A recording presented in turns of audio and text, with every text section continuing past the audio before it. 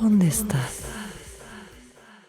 Muy buenos días, hoy es martes 12 de noviembre del año 2019 y esta es nuestra quinta emisión de ¿Dónde estás? Esta es una producción de Play G-Box transmitiéndose directamente desde Somos Live en directo. Muy buenos días, ¿dónde estás? Muy buenos días, Claudia, muy buenos días a nuestro Buenos días, invitado, Ramón. Miguel Ángel. Bienvenidos amigos, estamos transmitiendo desde la página Somos Live en Facebook. Los invitamos a que nos sigan en nuestras redes sociales.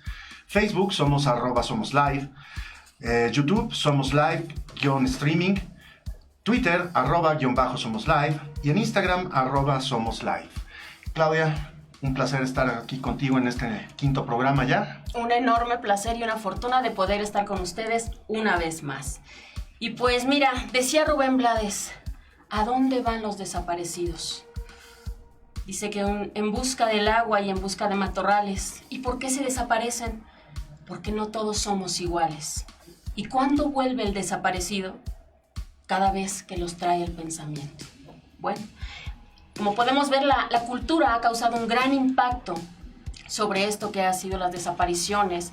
Y dentro de todo esto que estamos hablando, sobre la cultura que ha provocado grandes impactos, como respuesta, como denuncia, como queja, como un grito desesperado por ser escuchados, tenemos a un gran invitado el día de hoy. Es un honor para nosotros presentarles a ustedes a don Miguel Ángel Tenorio. Bienvenido. Muchas gracias. Bienvenido. Muchas gracias. Gran dramaturgo, comunicador, narrador, guionista. ¡Qué barbaridad! ¿Tomó clases con don Emilio Carballido? Sí, de hecho el año que entra cumpliré 50 años desde que empecé mi carrera como dramaturgo, cuando llegué al taller del maestro Carballido. ¡Qué maravilla! Años, Por ahí hay una anécdota, ¿verdad? Pues mira, se puede decir que yo incluso el año que entra quiero celebrar que voy a cumplir 50 años desde que empecé a vivir de la pluma.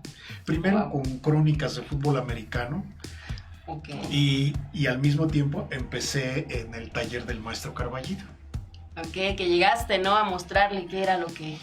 Cuéntanos, bueno, por sí, favor. esa anécdota es muy simpática porque me dijo, ¿y has escrito algo? Sí, y le llevé todo mi tambache. Y de pronto me dice, bueno, lo leo y la próxima semana ven y yo te digo si te acepto. Nosotros te llamamos. Ay, sí, toda la semana estaba yo así. Llegué a su taller, siguió con la clase, yo me hice presente, así, para ver si me veía. Y pues, terminó la clase y ya parecía que se iban a ir y me dice, mira, leí tus obras. Son interesantes, pero feas, tienes que aprender a escribir. ¡Auch! ¡Auch! Pero Qué bueno, gancho. Finalmente creo que sí aprendí. Y vaya, con una enorme preparación, de verdad. Eres fundador y director de la Casa de las Utopías Posibles y Primera Llamada, coordinador editorial de SOGEM.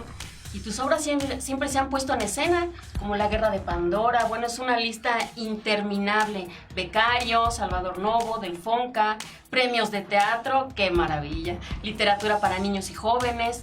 Has escrito sobre la Ciudad de México. Hay una obra muy importante que nos ha perseguido y hemos perseguido durante muchos años, que has escrito. Nos encantaría saber de ella. Cuéntanos cómo se llama, en qué momento surgió, por qué. ¿Qué tiene que ver con todo Con esto toda que esta estamos temática hablando? que estamos nosotros manejando. Bueno, en el mira, programa. 68, Las heridas y los recuerdos, es una obra que precisamente esos primeros intentos fueron los que yo le llevé al maestro Carballido. Y seguramente me dijo que estaban feas. ¿Por qué? Porque seguramente yo era muy panfletario en ese momento. Yo tenía 14 años cuando me toca vivir el movimiento estudiantil del 68. Yo estaba en la escuela prevocacional 3 del Politécnico. Y eran, estas escuelas pues pertenecían al Politécnico, y entonces eso me llevó, porque además digo, hay una anécdota también muy chistosa, porque cuando pasan a los grupos a decir, ¿y quién va a ser su jefe de grupo? Yo en ese momento era de los más altos en mi salón, entonces todos voltearon, Tenorio, Tenorio, sí, Tenorio, Tenorio. Entonces me tocó ser jefe de grupo. Y entonces iba yo a las reuniones de la sociedad de alumnos, y ahí fue cuando nos enteramos de lo que pasaba en la Ciudadela. Se organizó la manifestación del 26 de julio, y ahí de alguna manera, ahí me metí en Gran en esto material, ¿verdad? del movimiento, sí. Y yo creo que precisamente el maestro Carballido decía, sí, pero estás escribiendo arriba los estudiantes, abajo el gobierno. Eso no es teatro, eso es panfleto. Digo, supongo ya ni siquiera las volví a leer. Pero muchos años después, como 30 años después del movimiento del 68, yo ya venía con la idea de que yo tenía en algún momento que escribir esta obra, porque ahí se me había quedado. Y curiosamente estaba yo trabajando en Oaxaca, dirigiendo la televisión estatal de Oaxaca, y yo creo que fue el exceso de trabajo y el exceso de un montón de cosas que me da neumonía. Y me traen a México, así de emergencia, me meten a un sanatorio que está por aquí cerca, que ahorita que pasé dije, ay, una regresión. Me acordé de ese momento. El de Yapu. Y en ese momento, me acuerdo que al tercer día, y fíjate, es curioso, al tercer día que ya me sentí bien, pedí mi computadora y me puse a escribir la obra. Y salí a los 8 días del hospital y ya tenía yo bastante avanzada la obra. O sea que yo creo que fue como que un llamado de que o la escribes, porque ya era destino. En una de esos te vas y no la escribes. ¿Y de qué tratan estas obras? ¿Cómo? Básicamente la historia es la historia de amor de Pedro y de Gloria, que tienen 14 años, los que yo tenía cuando inicia el movimiento estudiantil. Y entonces lo que sucede es que se van volviendo parte del movimiento. Gloria tiene una familia muy autoritaria, que de alguna manera representa mucho de las cosas que pasan, y Pedro trata de avanzar y de meterse en las cosas y descubrir qué es esto de tomar camiones, de hacer manifestaciones, y en fin, yo creo que eso es lo que lo vuelve así como mágico el momento, porque de alguna manera es una obra que toca algo que muchas de las obras no tocan, que es la parte festiva del movimiento. Aunque eso sí, también hay una parte donde, por ejemplo, hay un compañero que de pronto pues desaparece y nadie sabe qué pasó. Van los papás a la Cruz Roja, al Hospital Rubén Leñero, que en aquel entonces era la Cruz Verde, a la delegación de policía, al servicio médico forense, y nadie sabe nada. Y termina por no saberse nada. No era algo que yo haya visto, pero era algo que se escuchaba de gente que decían, pues, ¿quién sabe? ¿No? ¿Dónde quedó mi familiar? ¿Dónde está en ese momento? Las autoridades no compartían la información, no daban datos. No, además en aquel entonces era tan difícil saber qué pasaba. Hay una parte, por ejemplo, de la obra que está Pedro y Julián, y Julián le dice, no, hombre, vamos, y nos van a enseñar a hacer unas bombas Molotov. Y dice Pedro, no, yo no voy. A mí, mi abuelo me ha contado un montón de historias donde el ejército llega y te desaparece. Que era algo de lo que nos nutríamos como contexto en ese momento. Exactamente, el contexto real, ¿no? Con ciertos saborcitos que quitara la amargura y lo doloroso de esta situación, ¿no?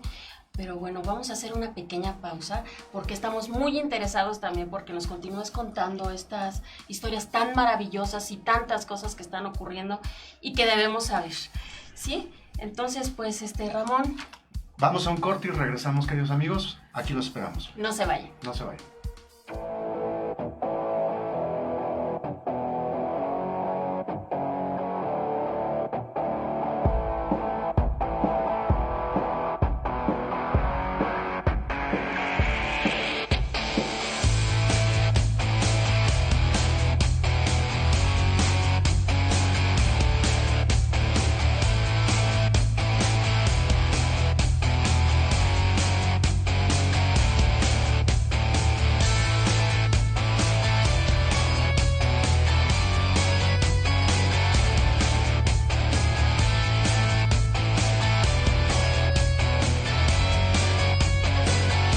Amigos, a su programa ¿Dónde estás?, nuestra quinta emisión, el día de hoy con nuestro invitado Miguel Ángel Tenorio, dramaturgo, escritor, egresado de la UAM Xochimilco. Efectivamente, egresado de la UAM Xochimilco, alma mater también. Mira, qué bien, oye, mira, excelente. Y hace poquito se acaba de cumplir el aniversario, el 11 del 11, inició la UAM Xochimilco, exactamente, sí, de la carrera de comunicación social. Efectivamente. Muy simbólico, ¿no? Es el aniversario ayer, comunicación social. Sí, no, hombre. Esa es la intención que esté aquí nuestro invitado, sí, ¿verdad? Así es. Miguel Ángel, nos estabas contando de tu obra, situada en el ambiente del 68. Una especie de reminiscencia de tus propias experiencias vividas durante ese periodo tan complicado de nuestra historia, en donde, no lo hemos mencionado aquí, el caso del 2 de octubre del 68, donde muchos familiares quedaron sin saber a ciencia cierta dónde quedaron sus hijos, sus hermanos, sus sobrinos, en esa masacre de la cual nunca vamos a tener datos fidedignos. ¿Cuántas víctimas hubo de la matanza? Sí, no, mira, por ejemplo, yo recuerdo cuando ya regresamos a clases, fue el 6 de diciembre que se levantó la huelga. Entonces me acuerdo que venía la cuestión de, se hablaba de varios compañeros que habían desaparecido. De hecho, incluso en la obra de pronto pongo una escena de algo que sí sucedió, aunque la cuento de una manera diferente. Claro. Pero de pronto uno de los compañeros por los cuales ya se iba a guardar un minuto de silencio, de pronto apareció y entonces todo el mundo se quedó así. Wow. Pero otros ya no, entonces de otros ya no se supo. Ya no se supo, pero sí hubo estos casos que se pudieron, había nombres, había testimonio de que los habían conocido. Sí, gente pasaron lista y de pronto pues no está.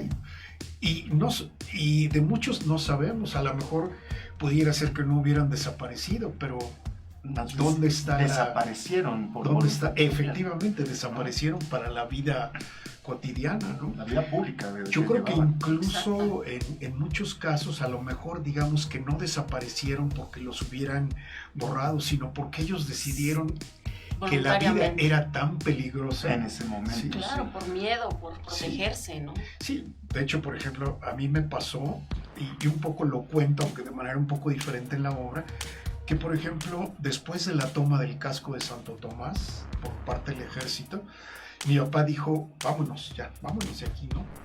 Vámonos claro. A otro lado. Y creo que a mucha gente le pasó que se fue. Después alguna vez encontré a alguien allá no me acuerdo si en Sinaloa, porque se habían ido, o sea, ya habían dejado la ciudad, sí. Habían dejado la vida que conocían y borrar todo rastro. Y nadie más sabía de ellos.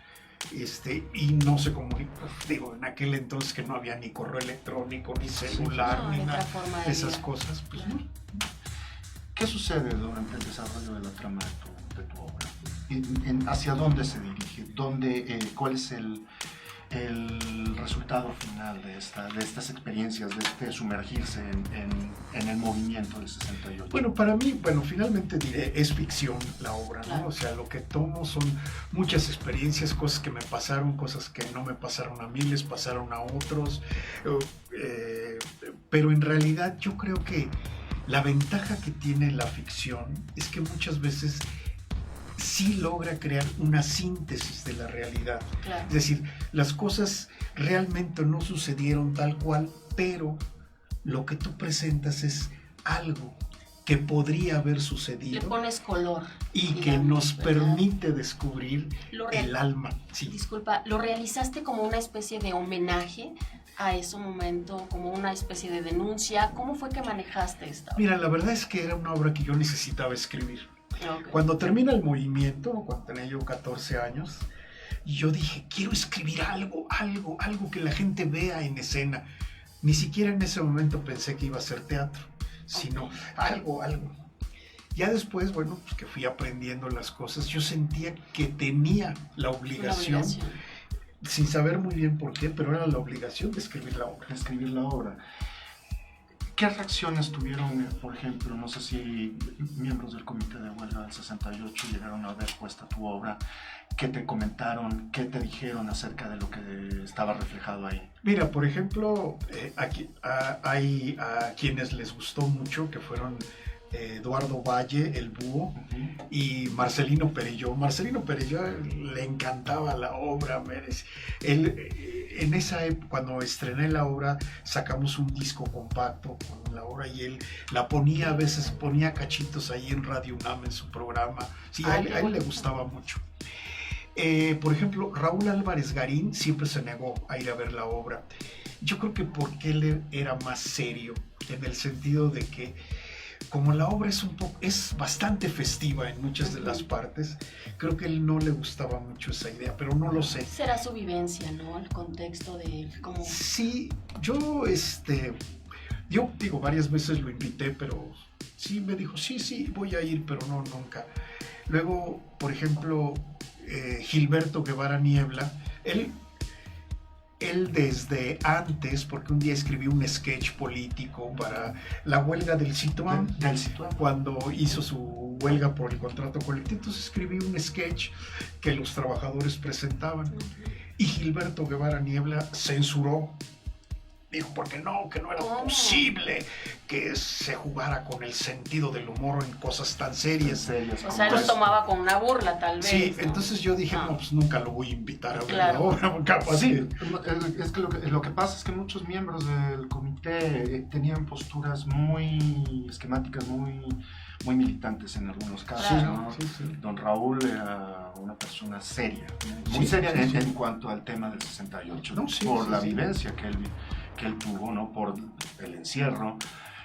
No sé si Félix Hernández Gamundi o Luis González de Alba.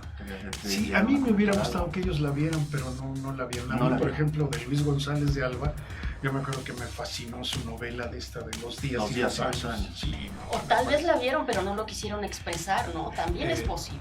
Pudiera ser, pero no creo, porque general, por ejemplo, como Joel Ortega Juárez, que digamos no era de los de la primera línea, él fue ya en segunda línea, ya un poquito en otros movimientos, pero él, por ejemplo, sí se volvió un entusiasta de la obra, me acompañó en la develación de Placa y en fin, ¿no? Entonces, por ejemplo, él tenía esa visión.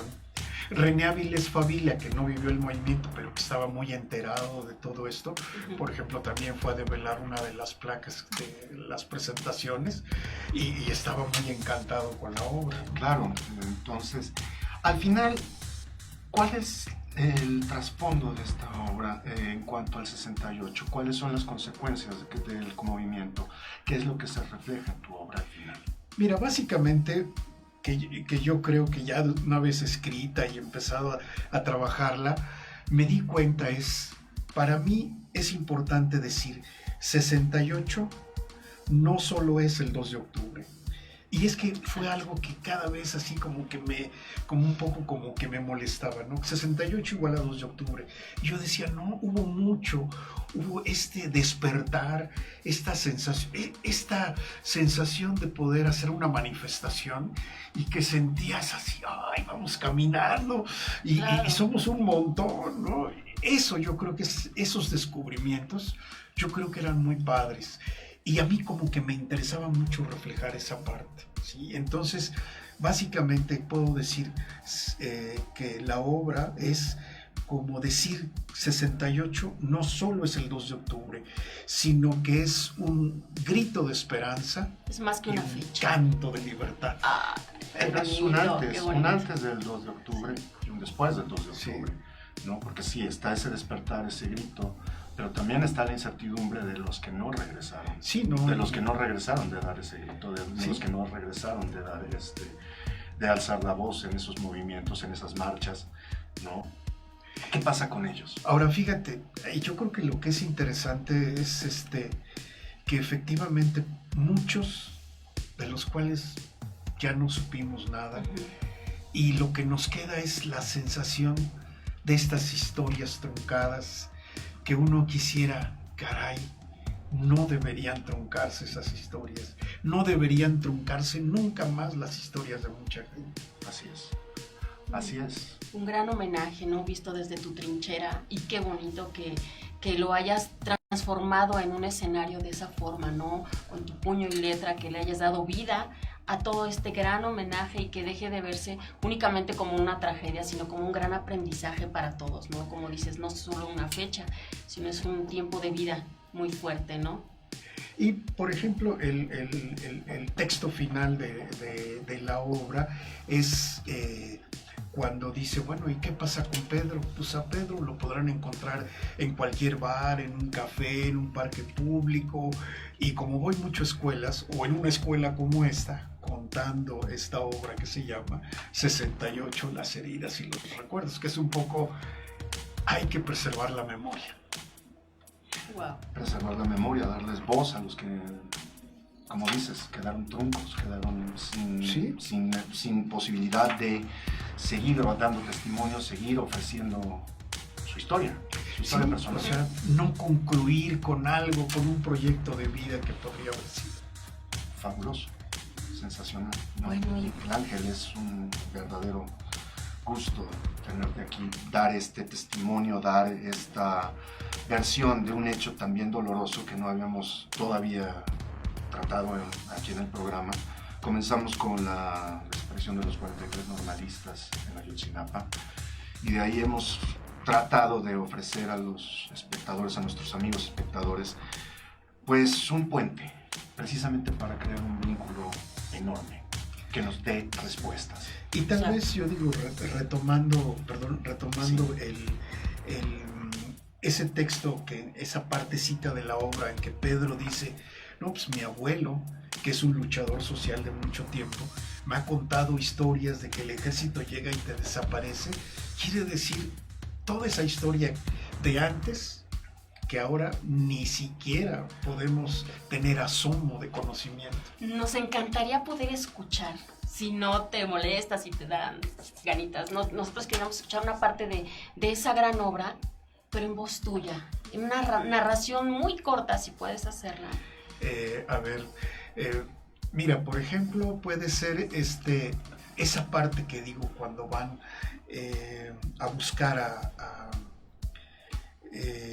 hay un momento, el 27 de julio, en ese momento salen los estudiantes de la preparatoria número 1, son los estudiantes politécnicos que van con las bombas Molotov que acaban de aprender a hacer, y entonces se enfrentan con la policía y ¡ah! ¡Tira, no! ¡Mira, le pegué en el parabrisas! ¡Sí! ¡Ah!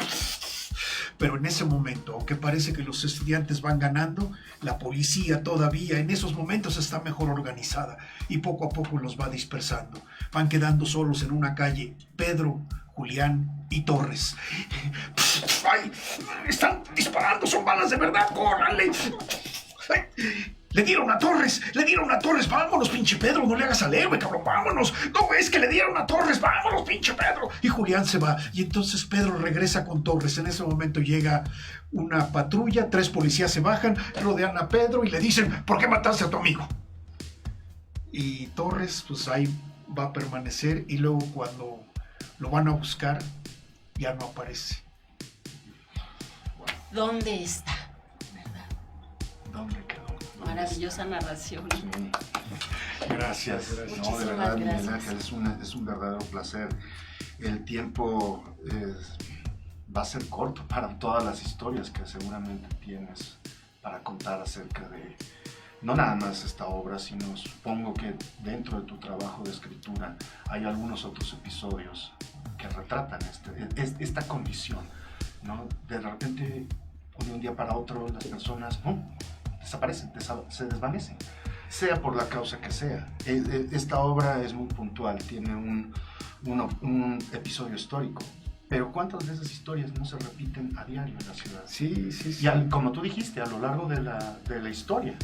No, y sobre todo ahora tenemos la posibilidad de que se hablen más de estas cosas, pero todo lo que sucedió antes... Esa es la parte que nosotros también estamos de acuerdo, ¿no? Por eso nosotros en el programa, este equipo de producción busca...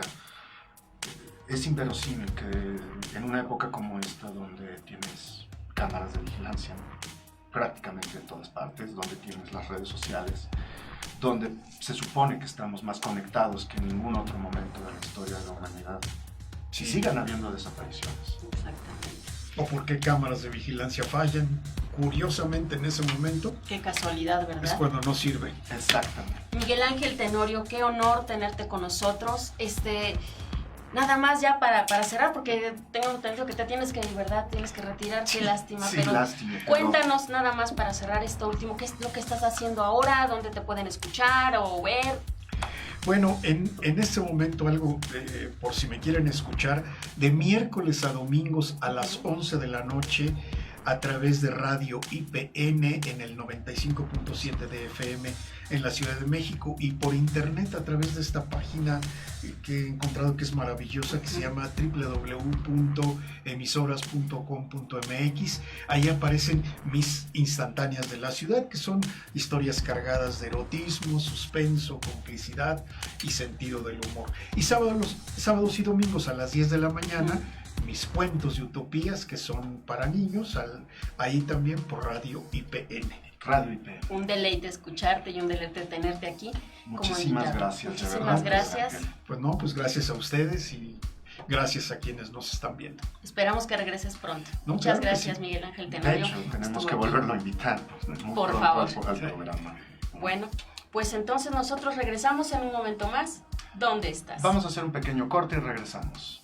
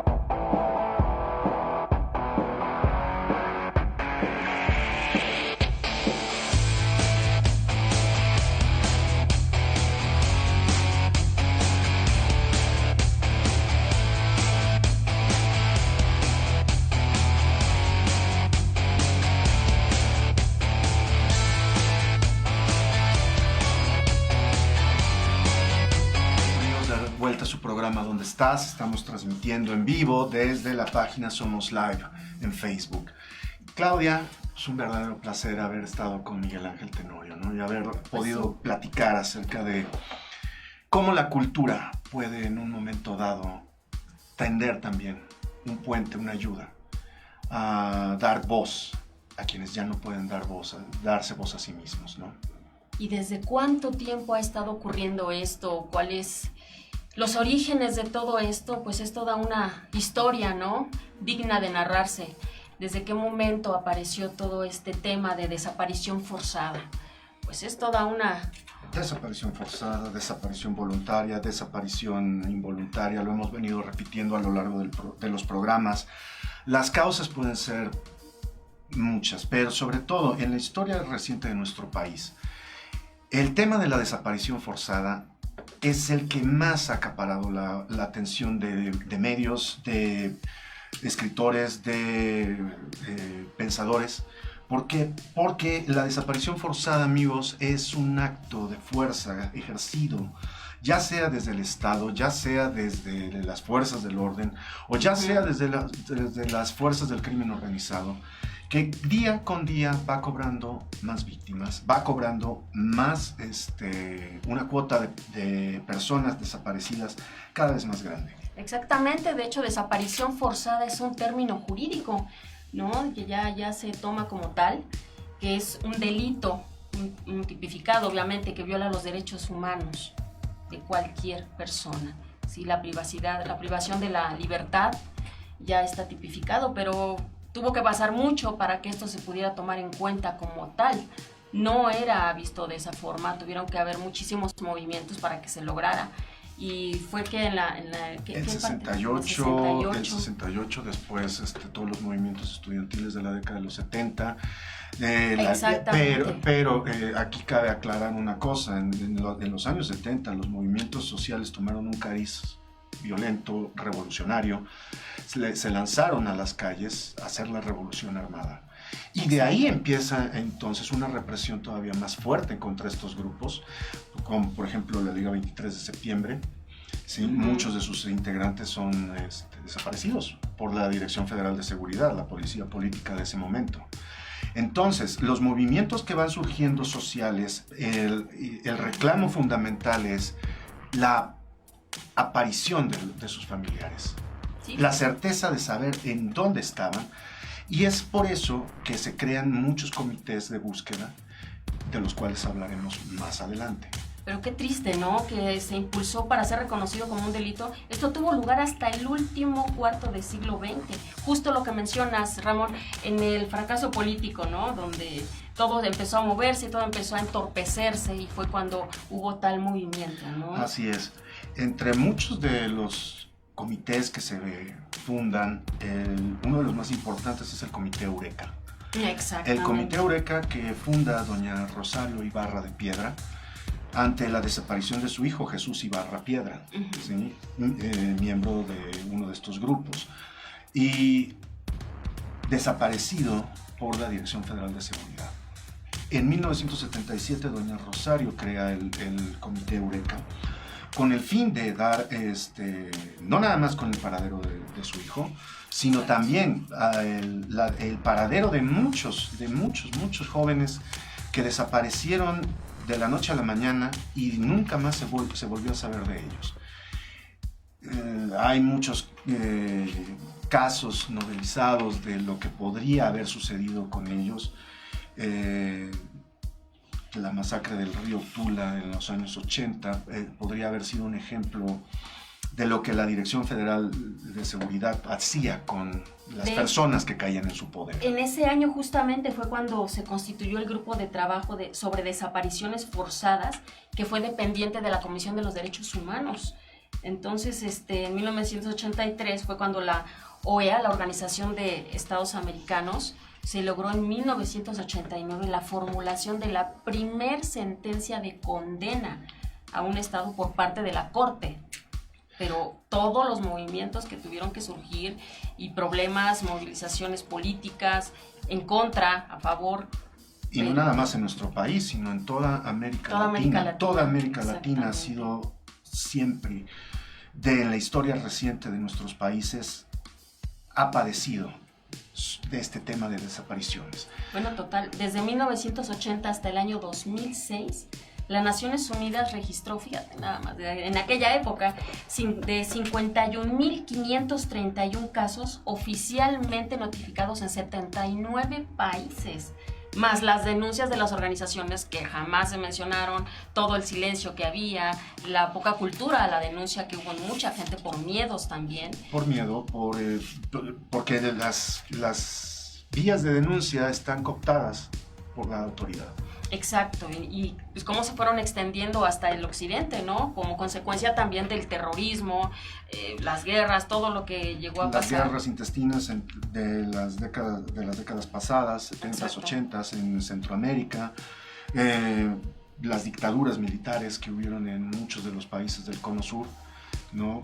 Todo eso va conformando una amplia gama de casos en donde el Estado ejerce una fuerza desproporcionada en contra de la ciudadanía y desaparece a las personas. Sin más ni más, un día para otro llegan por ti, ¡pum!, desaparece. Y ahora estas situaciones se agravan todavía más ante la falta de control, ante la falta de control de grupos criminales que se adueñan de ciertas zonas del país, de ciertas zonas de los estados, e imponen su ley. Más bien el control de estos grupos contra nosotros, ¿no? También contra nosotros, imponen su ley, pues por supuesto, como Exacto. no tienen ley. Había tal organización Como no tienen ley, como el Estado no puede hacer prevalecer el ejercicio del Estado de Derecho, pues de la noche a la mañana también desapareces y sin dejar rastro. Casos de viajeros, casos de turistas, que en muchas ocasiones se me viene ahorita a la mente el caso de un estadounidense que venía recorriendo desde Alaska hasta Sudamérica en bicicleta, todo el continente, y un buen día desapareció en el norte del país. ¡Qué barbaridad! Y nunca más se supo ver.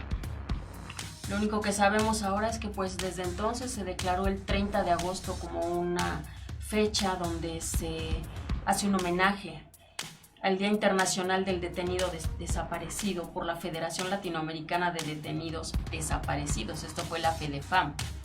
Pero fíjate cómo ha provocado también hasta impactos en la cultura, como lo comentábamos hace rato con nuestro invitado, Miguel Ángel Tenorio.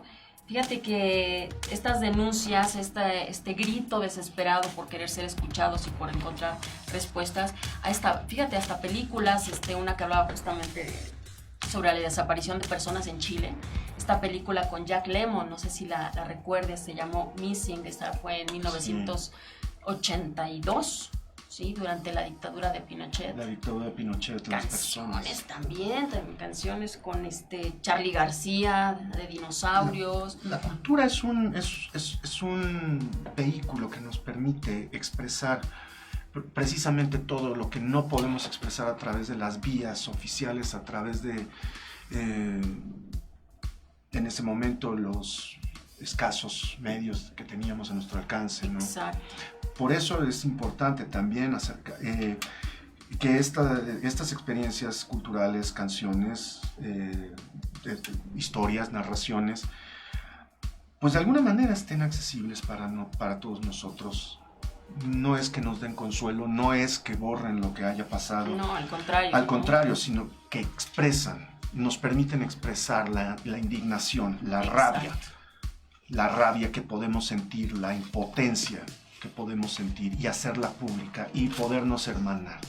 Lo hemos dicho una y otra vez, lo que nosotros buscamos en el programa es crear un vínculo social vasto, enorme, que nos permita apoyarnos mutuamente, que nos permita no ser simplemente espectadores de lo que está ocurriendo a nuestro alrededor. Claro, sino también hacer una red, lo que siempre decimos cada programa, estamos aquí justamente para ayudarte también a denunciar y que sepas que no estás solo y que este programa, esta plataforma es una labor social muy grande que estamos tratando de hacer un grito desesperado también, como lo he dicho en todo el programa, porque así lo siento este día, que tenemos que hacerlo cada vez más fuerte y tomarnos de la mano y hacer a un lado el miedo. Y esto no va a ser posible sin que ustedes nos contacten, no va a ser posible sin que ustedes eleven la voz.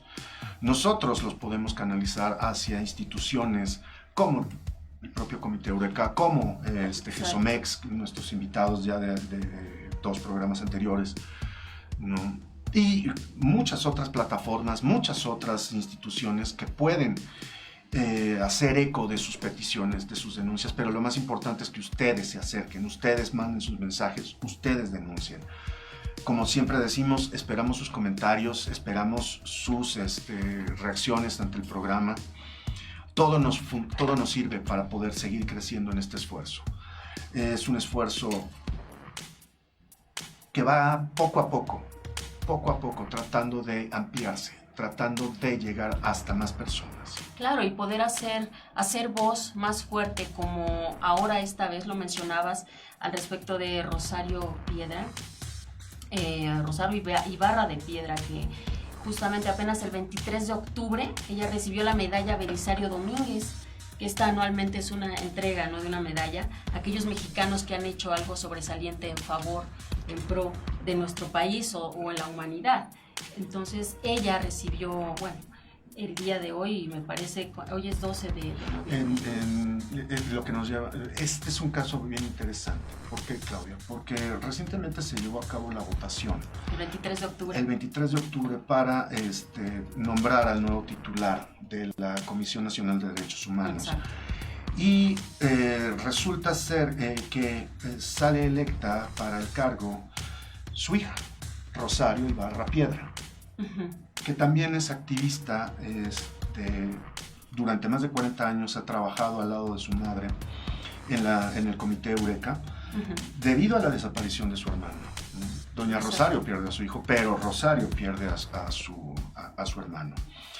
Y es muy interesante, dejando de lado el método por el cual llegó a la Comisión de Derechos Humanos, que ha sido impugnado, ha sido calificado como no válido, pero bueno, ese es otro tema que no nos corresponde revisar en este momento. Exacto. Sino solamente hacer notar la peculiaridad de que una activista social, una luchadora durante más de 40 años por dar con el paradero de víctimas desaparecidas, Exacto, esté encabezando la Comisión de Derechos Humanos durante este periodo. ¿Por qué sí Rosario Ibarra Piedra, tiene que encabezar la Comisión de Derechos Humanos? ¿Cuáles serían los puntos a favor de que una persona con su historial, una persona con su currículum, esté al frente de esta institución tan importante? Es justamente lo que se argumenta, ¿no? Que se requiere un perfil más cercano y más sensible, ¿no?, justamente a las víctimas, a que alguien que haya vivido estas violaciones de los derechos humanos y que sepa realmente qué es estar en una situación así, no que se lo cuenten, sino qué es, qué se siente, qué se puede hacer, qué se puede resolver, qué se necesita. Y sobre todo también que ha padecido los viacrucis de los Claro, caminos, vaya, de los caminos legales. Que ha padecido el silencio cómplice de las autoridades en muchos casos ante las desapariciones. Entonces, ese es un punto muy importante para que Rosario Ibarra Piedra, disculpen. Rosario Ibarra Piedra esté al frente de esta Comisión Nacional de Derechos Humanos. Conocen las entrañas del sistema judicial, del sistema de investigación. Exacto. Conocen las entrañas del sistema penal acusatorio de nuestro país. A ellas les toca todavía el sistema anterior, cooptado por el poder político, en donde las instancias judiciales que deberían haber servido para la investigación pues eran cómplices y guardaban silencio. Los casos se acumulaban, los casos se empolvaban dentro de los archivos y nunca teníamos una respuesta. Y mira, afortunadamente María del Rosario Piedra Ibarra, con 76 votos a favor, ahora es la primera mujer en dirigir justamente la Comisión Nacional de Derechos Humanos. Y justamente el día de hoy jura el cargo. Exactamente, el día de hoy, 12 de noviembre, va a rendir protesta ante la Comisión Nacional de los Derechos Humanos. Y ante el Senado de la República. Ah, claro. ¿Sí? Entonces, esta es la parte muy importante, es estar esperanzados a que a partir de la conducción de Rosario Ibarra Piedra, en la comisión... Piedra Ibarra. Rosario Piedra Ibarra. Piedra Ibarra. Ajá. Sigo confundiendo. Son Piedra familia. Ibarra. Son familia, sí, pero Rosario Piedra Ibarra. que esté llevando la comisión, lo que nos debe de dar esperanza es que se pueda sensibilizar aún más los procesos de ayuda y de asistencia a las víctimas en todas las instancias. Pero sabes que hay algo importante, lo que estás mencionando también, que se tome en cuenta la reacción a una situación tan difícil. Justamente Rosario Ibarra de Piedra recibió la medalla Belisario Domínguez, como lo mencionábamos, pero ella la dejó en custodia, no la tomó y se la dejó al presidente. Hasta que se revelara el paradero de las víctimas. De las víctimas desaparecidos. Y una cosa también todavía más importante, es que una activista como Rosario Piedra Ibarra, con más de 40 años de trayectoria, busque que las recomendaciones que emita la Comisión Nacional de Derechos Humanos hacia las instancias de gobierno tengan todavía mayor peso y validez. Ojalá que así sea. Ojalá que así sea y que las autoridades se vuelvan todavía más sensibles y puedan responder adecuadamente a cada señalamiento que haga la Comisión de Derechos Humanos en cuanto note alguna transgresión a los derechos humanos de las personas que acudan a ella. Y que el gobierno no vuelva a caer en oídos sordos.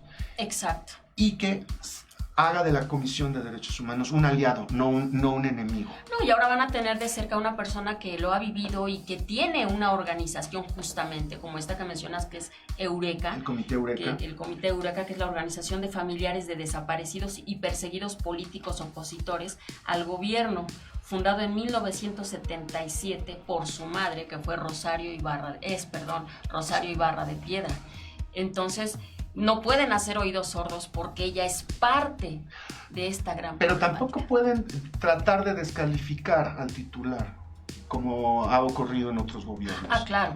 ¿No? Sí, Tampoco pueden tratar de descalificar al titular ahora, no con la trayectoria que tiene, no con la lucha social que ha emprendido a lo largo de 40 años. Es que, Ramón, ya no puede haber filtros, no es puede, posible que haya filtros, que se pase la estafeta, como nos contaba nuestro invitado la vez pasada, Javier, que se la van pasando y nadie quiere porque eso no me incumbe o no me conviene. Entonces los intereses son diferentes, ¿no? Entonces tal vez el sensibilizarnos y poder tener a Rosario Piedra Ibarra con esto, en este lugar, en este puesto, pues qué maravilla, ¿no? Es la primera mujer en dirigirlo y una persona que lo vivió realmente en cuerpo. Que lo vivió en cuerpo y alma, y sobre todo el reto más grande que tiene es hacer de la Comisión Nacional de Derechos Humanos un instrumento capaz de generar cambios en las estructuras, capaz de generar cambios en las políticas, ¿no? Que pueda efectivamente garantizar que las instituciones respeten los derechos humanos y acompañen a las víctimas, acompañen a los familiares de las víctimas y se investiguen caso por caso. Bien, amigos, vamos a hacer un pequeño corte. Regresamos con ustedes para nuestro último bloque. Esperamos sus comunicaciones. No se vayan.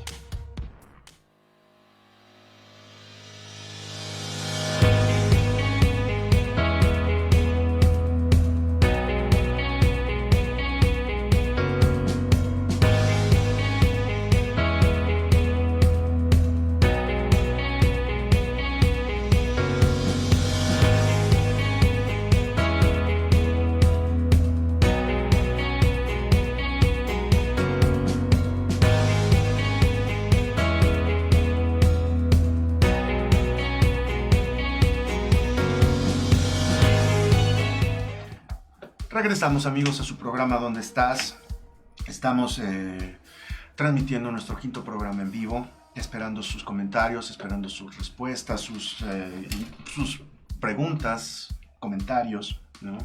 Y denuncias. Sobre todo Muy importante esa cultura, por favor. Recuerda, esperemos que hayamos hecho la tarea.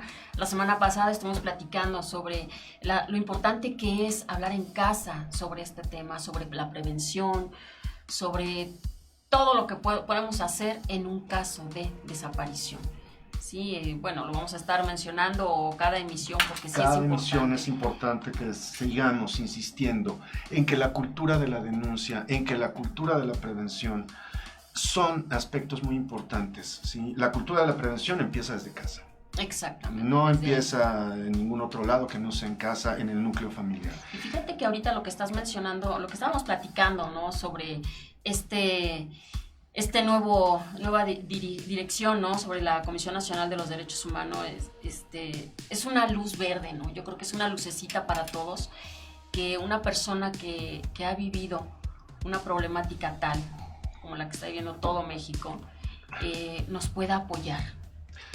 Nos puede apoyar y sobre todo puede incidir. Claro. Puede incidir, no nada más en la forma en cómo se toman los casos, sino incida en que el respeto a la dignidad humana esté presente en cada uno de los procedimientos que se lleven a cabo por parte de las instituciones. Eso es lo que ha faltado en este país a lo largo de toda la historia. Eso es lo que ha buscado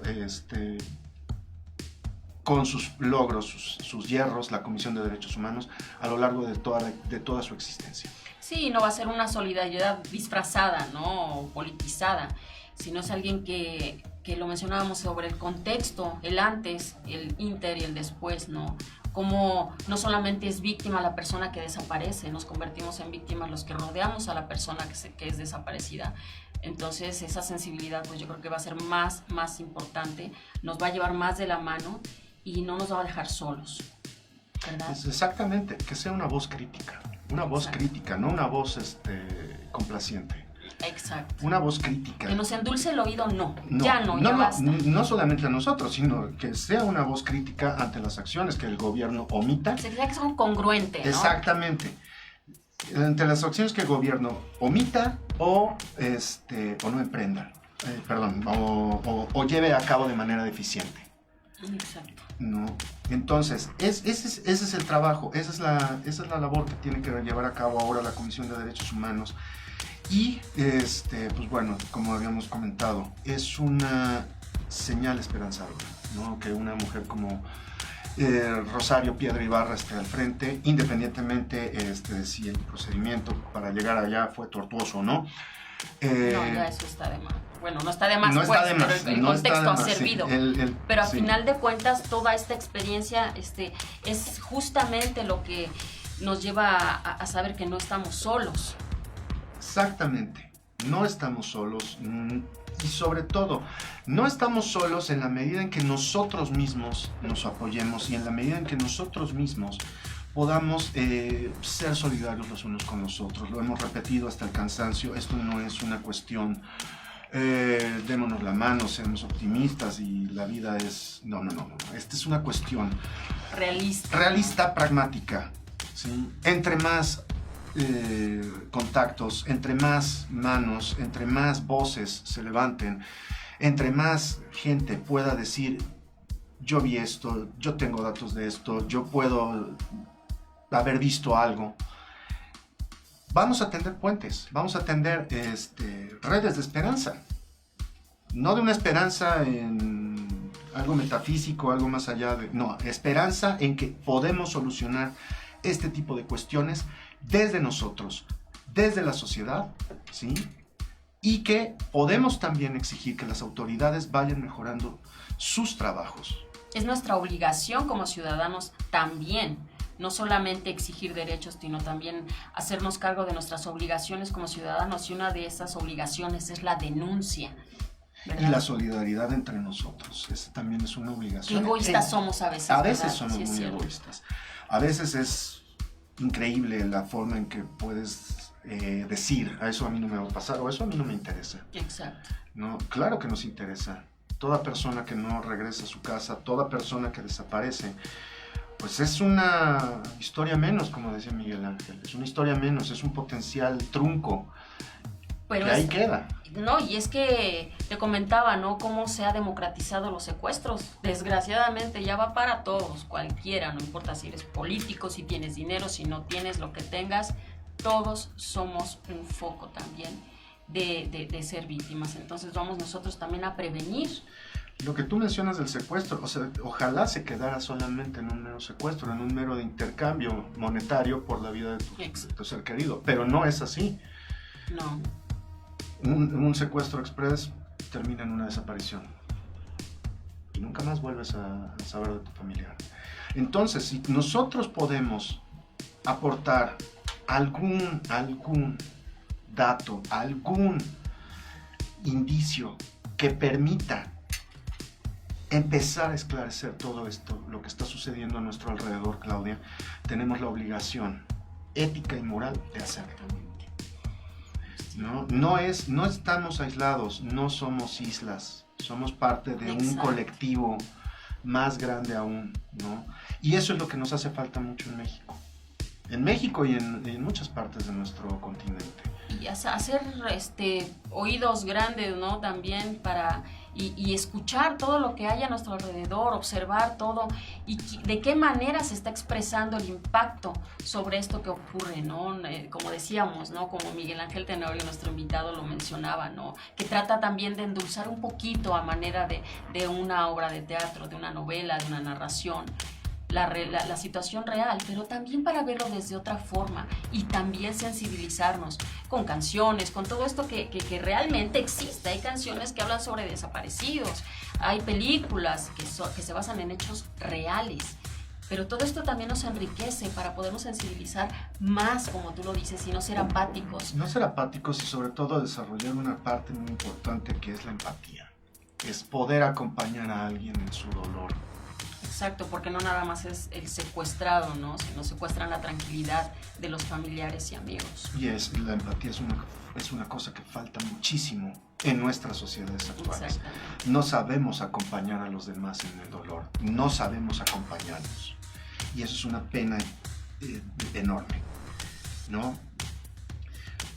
Claudia, pues vamos a tener que hacer la reiteración de que envíen los comentarios, que envíen sus denuncias, acérquense a nosotros. Si tienen ustedes, si están viviendo un caso donde uno de sus familiares no está con ustedes, acérquense a nosotros. No te esperes 48, 72 horas, no te esperes. Es inmediato tu reacción. Inmediatamente se tiene que denunciar. No queda, amigos, más que agradecerles que nos hayan acompañado el día de hoy. Recuerden, los programas quedan en la plataforma, en la página de Somos Live. Y, pues Claudia, un placer haber estado contigo en este 5º programa. Vamos por más, vamos cada vez más, vamos a sumar cada vez a más personas. Vamos a sumar cada vez más a instituciones en este gran vínculo social que estamos tratando de crear. Gracias, Ramón. Pues esta fue nuestra 5ª emisión, hoy 12 de noviembre. ¿Dónde estás? Todos los martes. Nos vemos el siguiente. Hasta luego. Hasta luego.